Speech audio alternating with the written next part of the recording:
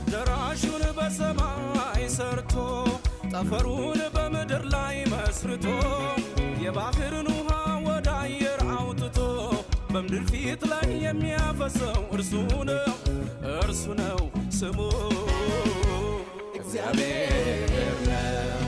ክብሩ ሰማያትን ሸፍኗል፣ ምስጋናው ምድርን ሁሉ ሞልቷል። ውበቱ እንደ ፀሐይ ያበራል፣